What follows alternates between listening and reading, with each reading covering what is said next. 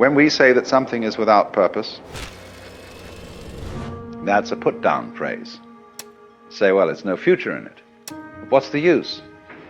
No, we say, what's the use? We need very much to realize that that question reflects our insanity. What's the future in it? What's the use? The joy for the Taoist is that things have no use, and the future is not important. And we would say then, well, surely all this is nonsense, which is correct. The universe, is a kind of ba-doo-dee-da, ba-doo-dee-da, ba-doo-dee-da, ba-doo-dee-da, ba-doo-dee-da, going on in this fantastic way. There is no absolute standard of great or small, of important or unimportant. Small things are as big things can be, and big things are as small things can be. You cannot have cops without robbers. You cannot have failures without successes, and vice versa. You cannot have the good and the valuable in life without the background contrast of the failure and the evil. And also you cannot have life without death. Everything can be looked at as great or small, important and unimportant, and all the steps between. So in the same way, where does the circle start? The circle of life, the cycle of life. The interdependence of the bees and the flowers. The interdependence of long and short, you see, it's all circular. And so there is nowhere, and there is everywhere, that it can begin. We are a single field of process, or what is sometimes called a transaction. In other words, the fact that the sun is light is the result of my nervous system. My nervous system turns the sun into light, and the sun would not be light unless my nervous system and your nervous system made it so. So in a way you make the world. At the same time, your nervous system is in the same physical world as the sun. To know that you are God is another way of saying that you feel completely with this universe. You feel profoundly rooted in it and connected with it. You feel, in other words, that the whole energy which expresses itself in the galaxies is intimate. It is not something to which you are a stranger, but it is that with which you, whatever that is, are intimately bound up. That in your seeing, your hearing, your talking, your thinking, your moving, you express that which it is which moves the sun and other stars. And if you don't know that, if you don't feel that, well, naturally you feel alien, you feel a stranger in the world, and if you feel a stranger, you feel hostile. And therefore, you start to bulldoze things about, to beat it up, and to try and make the world submit to your will, and you become a real troublemaker. This is why music can be used as a meditative technique. Because a lot of music is nonsense. It doesn't mean anything. But it can be very interesting. So can you get back again to recollecting from childhood your pleasure in events that from your present point of view you would call entirely meaningless? That you could listen to a sound like a twanging metal and it goes boing, boing, boing, boing, and that's fascinating. And that's all it is. Now, if you can really get with boing, you can see the whole universe in Boing. Really. And one remembers how fascinating the most ordinary everyday things are to a child, because they see them all as marvelous, because they see them all in a way that is not related to survival and profit. And when we get to thinking of everything in terms of survival and profit value, then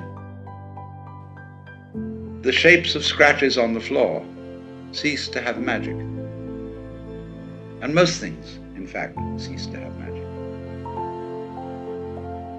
And so, likewise, with a candle flame, with a reflection, with grain in wood, anything can, from this child point of view, be completely fascinating.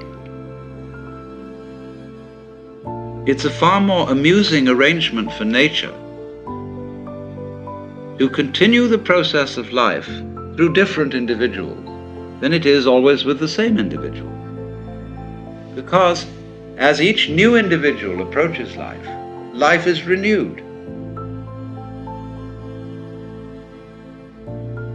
And there comes a point when you have to say, I'm sorry, but I am completely going to abandon responsibility for anything, because there is no further way I can do it. This is another way of that surrender.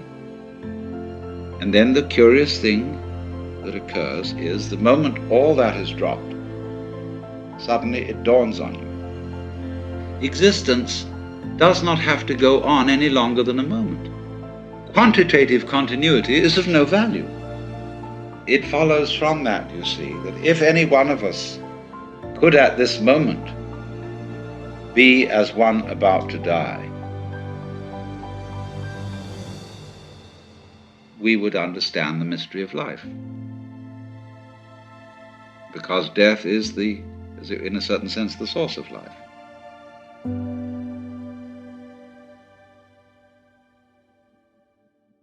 Rubber-faced clown, star of movies like Dumb and Dumber, The Grinch. But wait till you see this, the real Jim Carrey.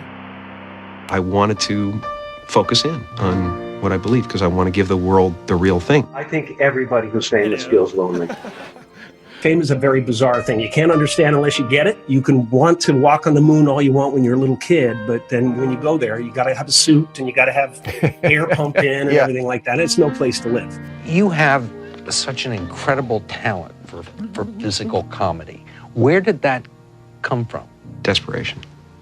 Desperation? He's the actor and comedian we all love.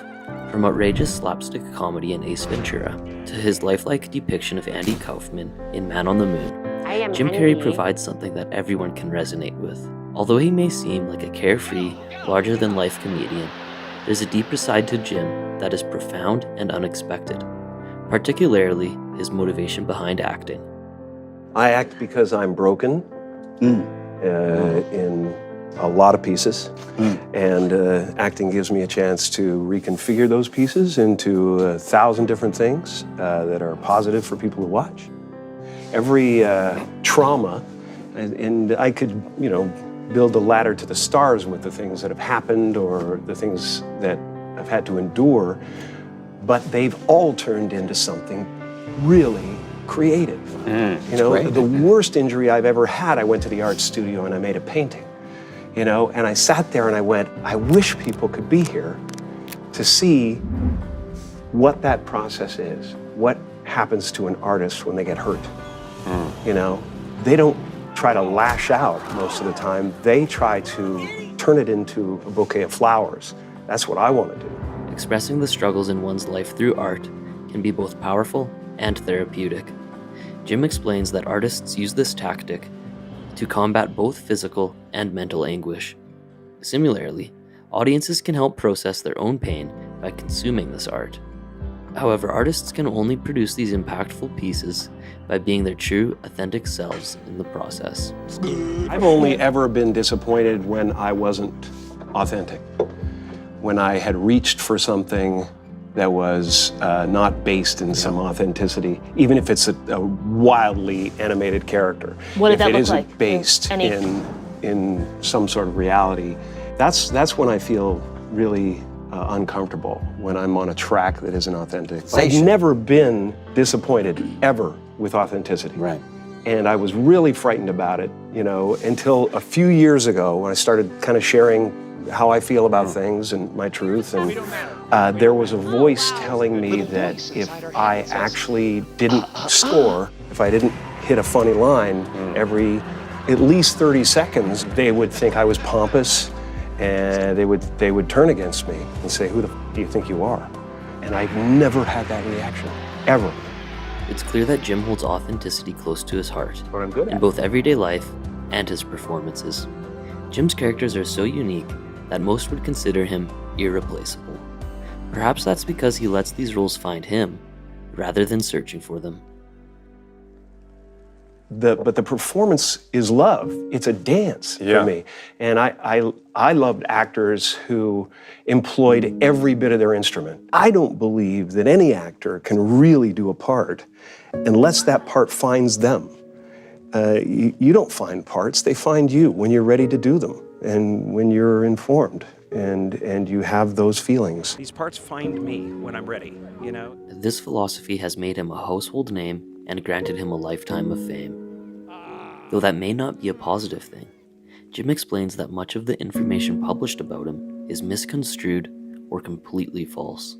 All of a sudden you were the biggest movie star in the world, and your paychecks and all of it were public. And I imagine getting out of a car, it was being swarmed with And people. 90% myth as well. So that's a tough thing to deal with. What does that feel like? People What does it create your life. Yeah? They take elements that are true and they put it in an article so the article looks legit, and yet there's so much of the article that isn't true. So that's something to kind of teach you that, hey, you know what? In order to go forward, I have to let go of what this creation is. And I ultimately found that even the me I created wasn't real, so that left me in an odd, precarious situation. And I've been writing and creating about that for a very long time. Many of the things I do have to do with the disappointment of creating a winning personality in the world, and then eventually, you know, for your own sanity and freedom, letting it go, you know? Letting go has not only given Jim the strength to navigate through fame, but also stayed true to himself. If you had a day where nobody would recognize you? I don't think I'd be that different, honestly. I dropped the whole trying to be something for somebody a long time ago, so I pretty much walk through the world, except when I want to be funny or I want to do something outrageous, you know, kind of tip the boat, you know. I don't have any trouble being myself, and I don't have any trouble saying no when I mean no. I don't feel there is a, you know, pressing responsibility to please everyone. I'm not unkind to people. No. I love people. I would much prefer saying hello and who are you and what are you doing today than giving a selfie, because selfies stop the world. You know, they stop life. You then go like that, and it's going on Instagram to give people a false sense of relevance, and that's something I have to kind of live with. It's, you know, nothing to do with the person that comes up, because they're programmed to react to celebrity that way. This programming Jim describes can be interpreted as a longing for relevance. One of the main places people search for this relevance is through social media. The idea that there is something beyond this invention we make of ourselves, and how the whole world is kind of geared now, it seems like anyway, since social media begs you to push their subscriber button, everybody is looking for their special place, their sense of relevance in the world. But not just normal relevance, a relevance that lasts beyond the grave, perhaps to the end of the entire program. It seems as though the only way to fulfill this sense of relevance is to let go. Just as Jim found to do in order to navigate fame, in a way, this can be contradictory. The answer for both people searching for relevance and for those who have found it is the same. One can do this by living in the present moment. Be in the moment and like live now, because this is all there is, and enjoy now like a child, and be be your authentic self. Why haven't you done any interviews in the past few years? Because I hate them. Why? I just hate them.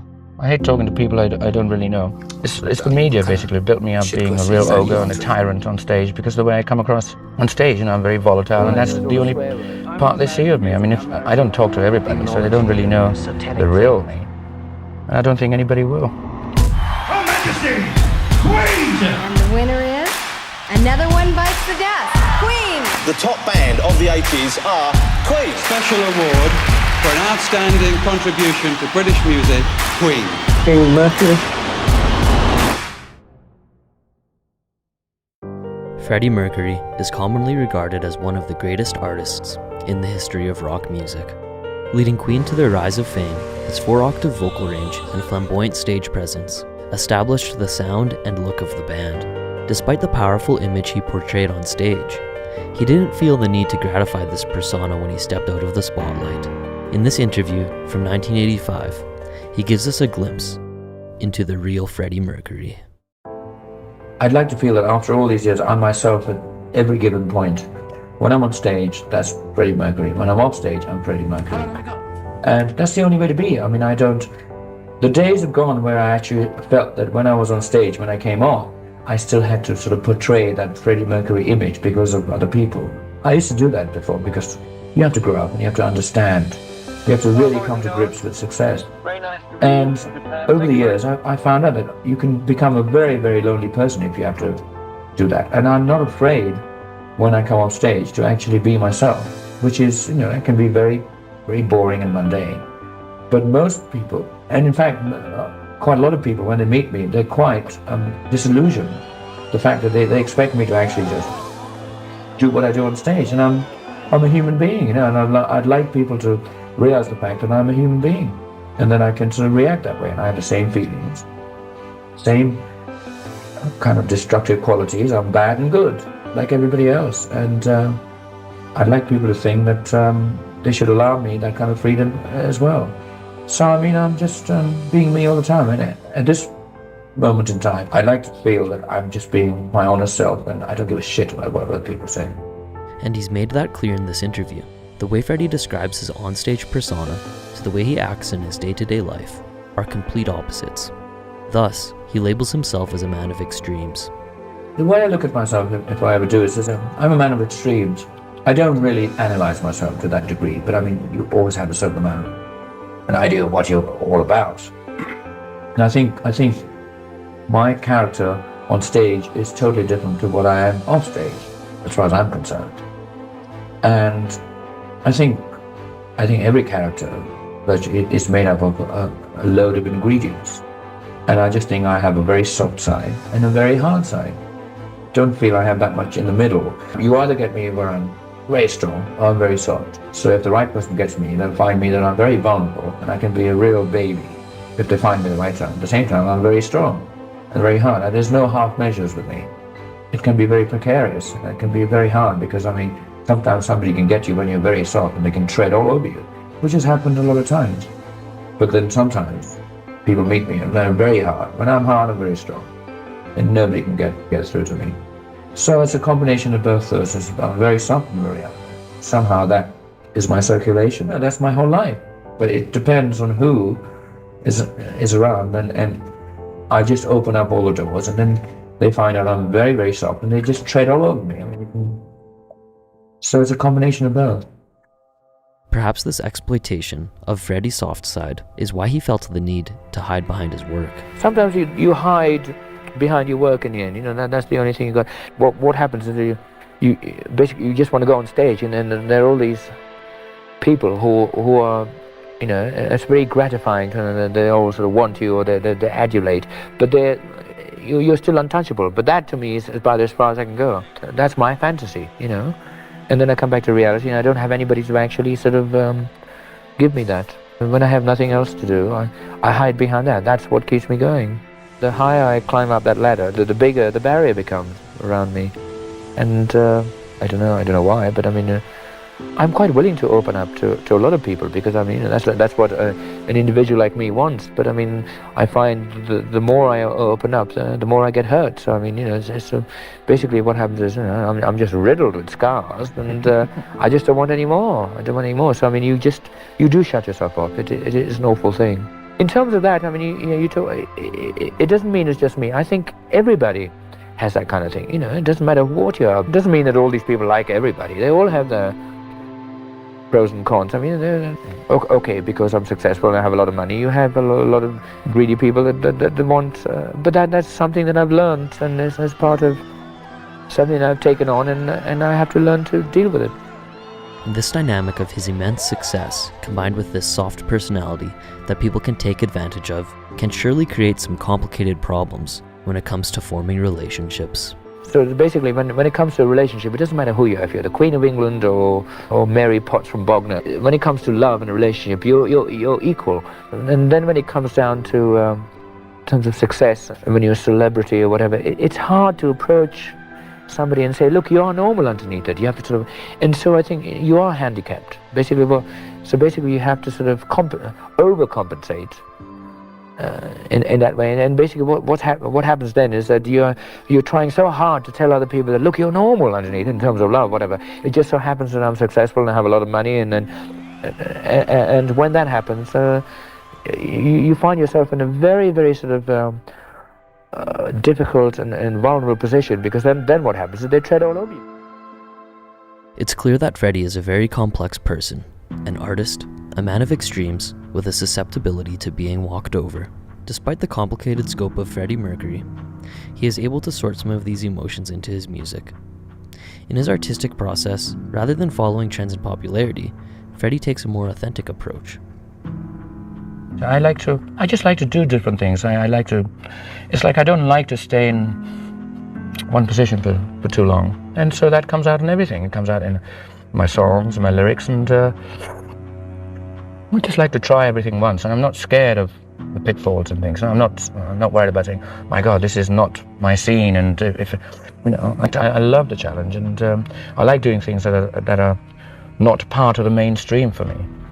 And sometimes if that works, it works in a very big way. Otherwise it can be a very big flop, but I'm willing to take that risk. I'm quite aware of what goes on, but that doesn't mean I want to sort of interpret that kind of fashion and trend into my songs. I'm aware of what goes on, but I still write a song the way I feel it. And if it means that a song that I like needs something that's old-fashioned, I will still do it. Because, I never let a song down. A song comes first. So basically, I do whatever I like, but I'm aware of what goes on. But it doesn't necessarily mean that I'm going to pinch it or say that that's exactly what I should do. I don't like to write message songs because I'm not sort of politically orientated. I'm not like a John Lennon or a Stevie Wonder. I just feel that my songs are just basically commercial love songs, and I like to put my emotional talents into that. I don't personally feel I'm capable of writing peace messages and things like that, because I'm not in that sort of in that environment. I don't want to put myself in that environment. I'm into basically writing songs about what I feel about. And basically what I feel very strongly about is love and emotion. And I think my solo album is filled with that in various different attitudes and ways. And as far as I'm concerned, I hope people believe in the fact that I do go through torture and pain in terms of love and whatever. And that's all I want to write about. It comes easy for me, and I think that's my natural gift. So that's all I want to do. With such a grounded understanding of his writing process and musical goals, you might think that Freddie has clear-cut ideas of what his songs mean. However, Freddie would prefer for his listeners to come up with their own analysis of his music.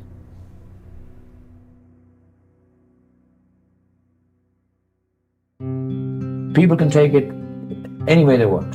People can take it and relate to it in any way they want.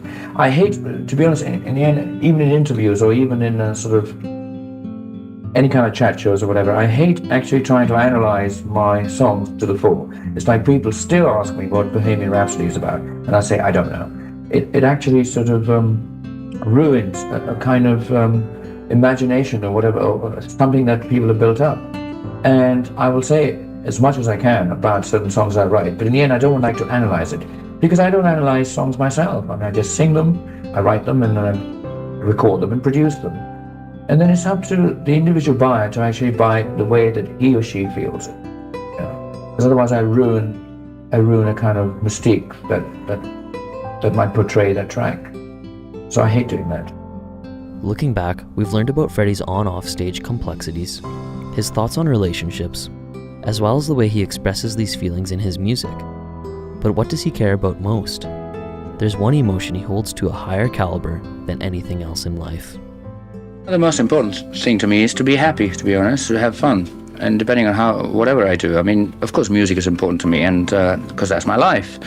And as long as, I'll carry on as long as I write music and people want to buy it. That's important to me, but I mean, that's not the be-all and the end-all. I mean, I just, they're very, to me, happiness is the most important thing. And if I'm happy, then it shows in my work.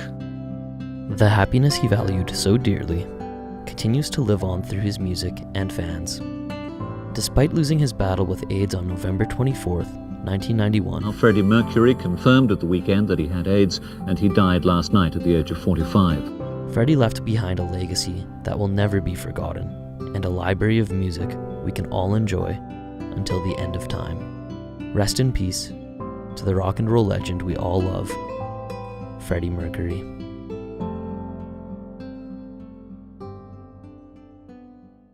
One person can't change the world, but one person carrying a message can change the world.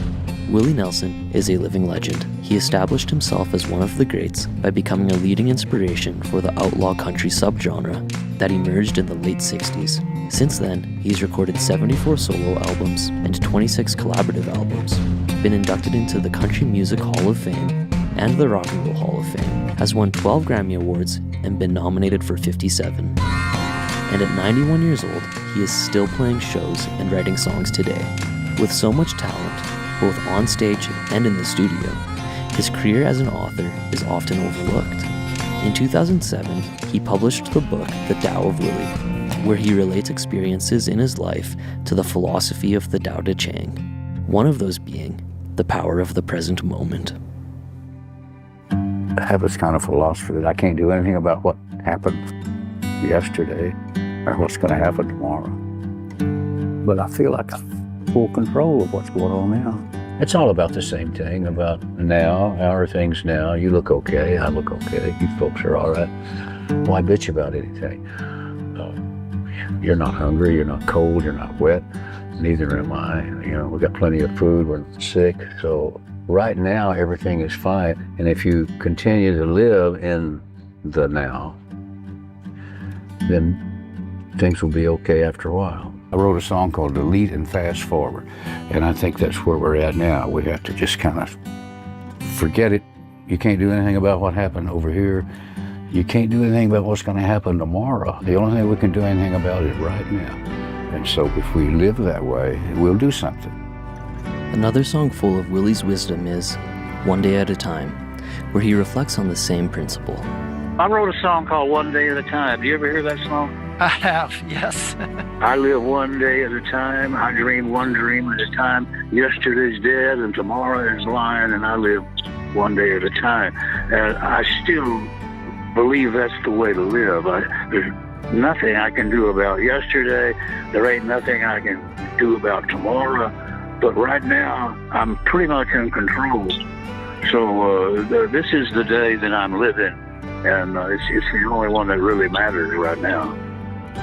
And Willie truly does align himself with the song's principle, which certainly became a driving force to Willie's longevity.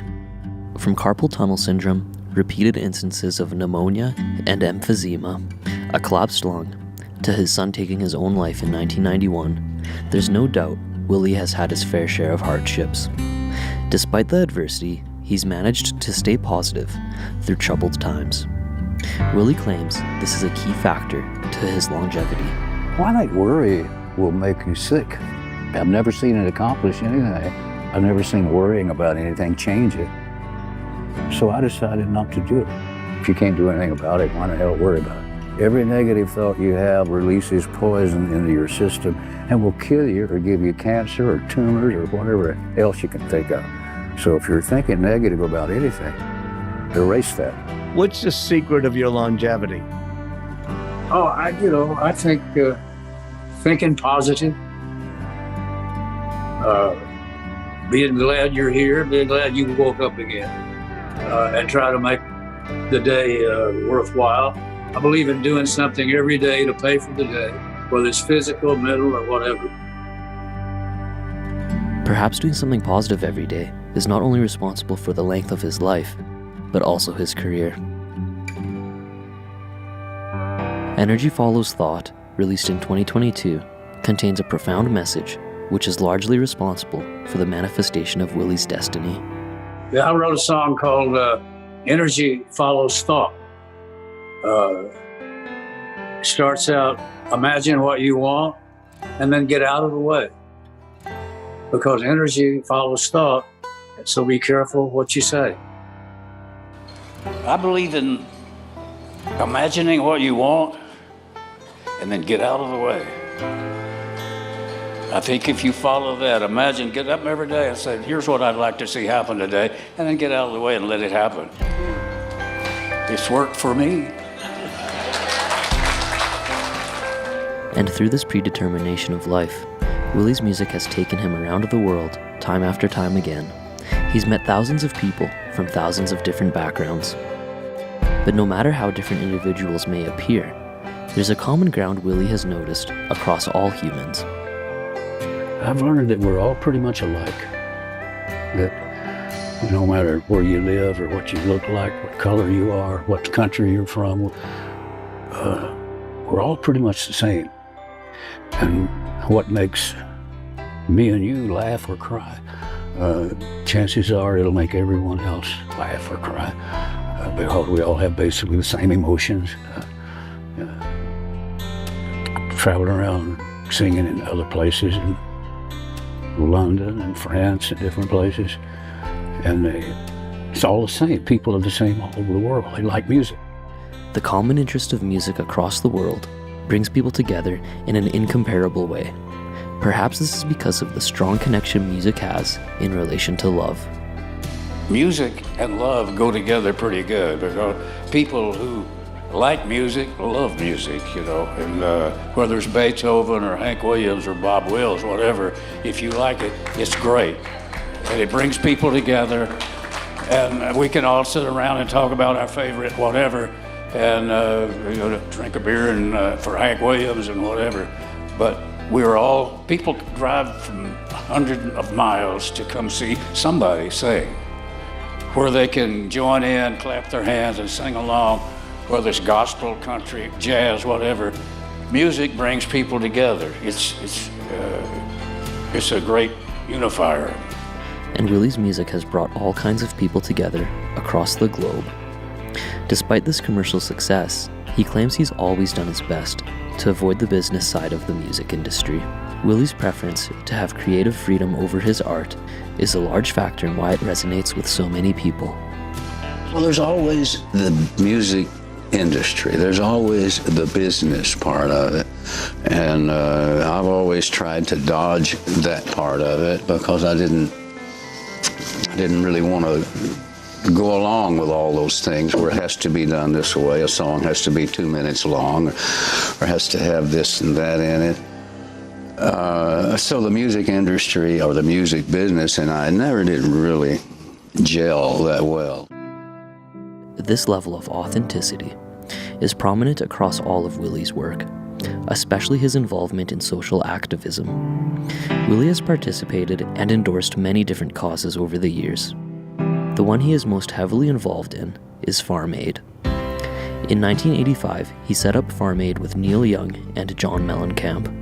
The organization supports and increases awareness of the importance of family farms. To this day, Willie is still the president of the board of Farm Aid. Through a combination of activism and music, Willie uses his voice to spread his message across the world. Well, somebody one time said, one person can't change the world, but one person carrying a message can change the world. And That's what I think is going on now. I think a lot of young people are realizing that their voice is ready to be heard.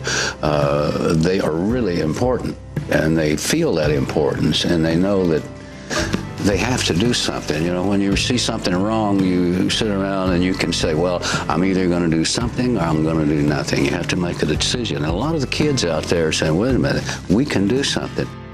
Despite his efforts, there seems to be a political divide in the world that remains today.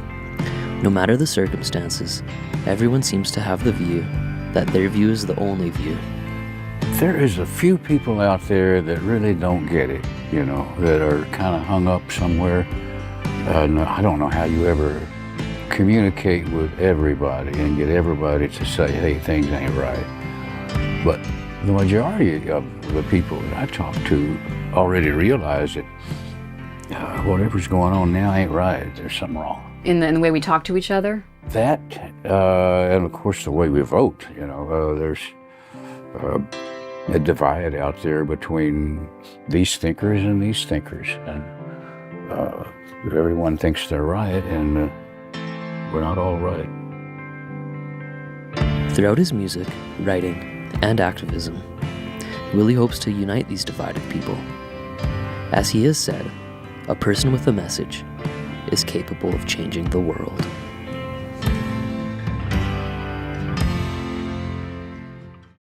Looking at someone who does something extraordinarily well, like a painter, a musician, or a dancer, or a redwood, you can't help but think, how did this all happen? This is stunning. There has to be a God. There has to be. How could this be created without thought? Just by pure accident? And have that accident so attractive to those of us who are here? It's like, is that a coincidence? I don't think so. And Bryan Cranston's performances have that same effect on millions of viewers. In the year 2000, he had his first breakout role as Hal in Malcolm in the Middle, and an even bigger breakout in 2008 as Walter White in Breaking Bad. Bryan's accolades include 6 Primetime Emmy Awards, 2 Tony Awards, and 2 Golden Globes. When he views art, Bryan sees proof of God. Does he find that same proof when it is Bryan himself creating it? It seems as though the God that Bryan references comes from within, not from religion itself. I am not a religious person. The moment I sense man-made thoughts and comments, I'm done. My God is better than your God. My God did this, and all the tales, and the morality tales and the cautionary tales that are taught. But once they use religion as a weapon for power, for one-upsmanship, for whatever, for gaining wealth, you lose me. It seems, though, that the larger the flock, the more weakened the chain gets, and it could break at any moment. And I believe in inclusiveness, and anything that's not like, let people be who people want to be and love who they want to love and be around who they want to be. And if someone's intolerant of that, I'm not a part of their conversation. The tolerance that Bryan practices is not yet widespread. When it comes to the younger generation, many parents are not open to letting their children become who they want to become. For example, there is an immense amount of pressure put on kids at a young age to pick a career years in advance of even graduating high school. Here Bryan reflects on this harsh reality. I think sometimes we reach down too far into our youth and expect them to produce sooner than they should be able to. We look down now to 16-year-olds and say, where are you going to go to college? What are you going to do for the rest of your life? And it's like, they're not fully baked yet. How do they know? Give them a break. Just say, look, I think after high school, take a year off, take 2 years off, join the Peace Corps, travel, go figure things out. or just enjoy yourself. For the first time in their lives, they're adults, and they don't have to be somewhere. They're not told to be somewhere. Get used to that freedom. Get used to having the need to self-govern yourself, to be able to employ self-discipline or not. Or you realize, oh my God, I'm really slovenly. If I'm not told I need to go to class, I don't go. You might discover something about yourself. I need order, I need that. I like that. Some people love to be said, this is where you have to be and this is what you need to do. Are you that type of person? Or are you a type of person that wants more freedom in your life? And I think exploration, travel, it provides that. The wisdom gained through traveling is incomparable to any other kind of learning. Being immersed into different cultures and unknown situations can provide unique life lessons that can only be taught from first-hand experience. Some of this wisdom can present itself during the act of getting lost. I think people gain a tremendous amount of wisdom when they travel, when they wander, when they allow themselves, as I did, to get lost. And maybe you'll find yourself somewhere. At least traveling forces you to be social. You have to get directions. You have to learn where things are. You're attuned to your environment. You have to be more careful about the weather and where your lodging is going to be, where you're going to eat, how you're going to get from one place to another. When you're there, what is it you want to see? How can you find a place for you to actually just rest? It's an experience like no other. I love to travel, and I enjoy not knowing where I am. It's an unusual thing. I tell it, and I purposefully teach that to my daughter, who's now 24 years old, to not be afraid of not knowing where you are. So I'll go for a drive or go for a walk in a different city, and my wife will say, do you know where you're going? Oh, not really. Just kind of exploring different places, and as long as you have a sense of direction, you'll find your way. You'll figure it out.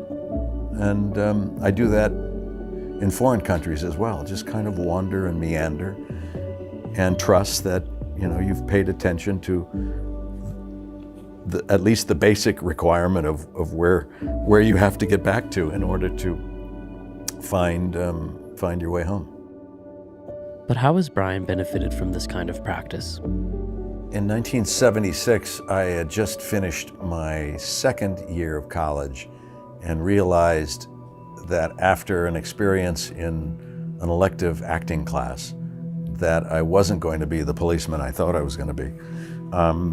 That it was better if I didn't continue on with 2 more years of an administration of justice major, because I knew I wasn't going to become a policeman. So I thought I better just go figure out what it is I want to do. And so I hopped on the back of a motorcycle. My brother was in the same position, really.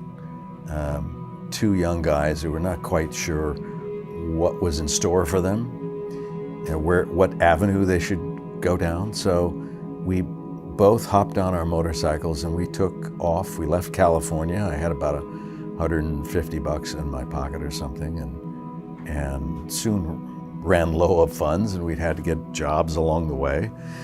What was great about it is that we had total freedom. We didn't know exactly where we were going. We didn't know how long we were going to stay in any given town. If it appealed to us, we would stay and explore different places and historical sites. If it didn't appeal to us, we took off again. We slept on golf courses, on cemeteries, back of mortuaries, schools, anywhere we can throw a sleeping bag, on a little patch of grass, and that was our home for the night. And I was 19, 20 years old. It was fun, and you could do that then. And that's the time you want to do it. That's the age you want to do it. And in retrospect, I realized that I took off on this trip which lasted 2 full years, in an effort to allow myself to get lost, to be lost, and to figure out while I'm gone what it is I really should be doing with my life. So I finally determined it was something where I wanted to allow myself to get lost so that I could be found, basically, is what it was. And after 2 years, it was during that trip that I had an epiphany that I really wanted to become an actor and do everything I could to put myself in a position to make a living and be a professional actor for the rest of my life. From that point on, Bryan made a living as a working middle-class actor, until his 40s when he landed the role of Hal in Malcolm in the Middle. Prior to then, one of his most notable roles was Dr. Tim Whatley in Seinfeld from 1994 to 1997. In this interview, he speaks of a time on the show that he gained inspiration from an unlikely source. You have to keep putting yourself in a position to be open for inspiration. Yeah. And you have to prime the pump. You do. You have to. Yeah. And the way to do it is what Shirley Knight taught. Yeah. Is start at the beginning, and that's relaxation. And you think, well, how am I want to get inspired. Yeah. Here's how to do it. Start down here. It's like building a ladder to reach that. You have to be able to build these foundational blocks to be able to get to that point, possibly. So have you had some moments like that? Oh, yeah. Yeah. Any that spring to mind? There's a number of things. There's a story when I was on Seinfeld, I'm playing the dentist on Seinfeld, that got an enormous laugh. And I didn't tell Jerry or Larry David that I was doing it. But I was rehearsing. It was an episode, and I did a half a dozen episodes as their dentist, Tim Whatley. This one episode, I'm in there, and Jerry is in my dental chair, and he's wondering, if I am hygienically clean, and so he's in my dental chair, and I give him laughing gas, and he goes out, and he doesn't know if he's been molested because his shirt was untucked. And in his daze, he sees my dental hygienist kind of put her blouse back together, and I'm kind of, and it's like, what's going on? Anyway, we rehearsed the scene, and off they go to another part of the set to rehearse another scene. And I stayed on my dental office set to figure out how the stool works and where the tools are and things like that. And I hear a voice, hey, you know what would be funny? And there's a guy on a ladder adjusting a lamp, and I go, guy on a ladder, what would be funny? And he said, when you ask for the nitrous oxide, take a hit of it yourself first. And I went, oh my God, that's pretty good. That is really that's pretty good. And so I didn't tell anybody. Audience loads in, we do it. And I go, nurse, nitrous oxide. And I take it. Yeah, that's good. And Jerry cracks up. We did that little run maybe 25 times because he kept laughing. And then I kept laughing, and we can't. And Larry David scolding both of us, stop laughing, do it again. And they said, that's a brilliant idea, I go, it's not mine, it was, the guy on the ladder's not there anymore. And I'm he's looking. Out here somewhere. Yeah, he's out there somewhere, yeah. So you never know where a great idea is going to come from. And you know who that guy on the ladder was? No. Who was it? Jesus. Oh my God. I wish I had paid more attention. Yeah. Don't we all? No wonder he wanted to wash my feet. Did this gig simply come from a man on a ladder adjusting a lamp? Or is it deeper than that? Divine inspiration, perhaps? That's up to you to decide.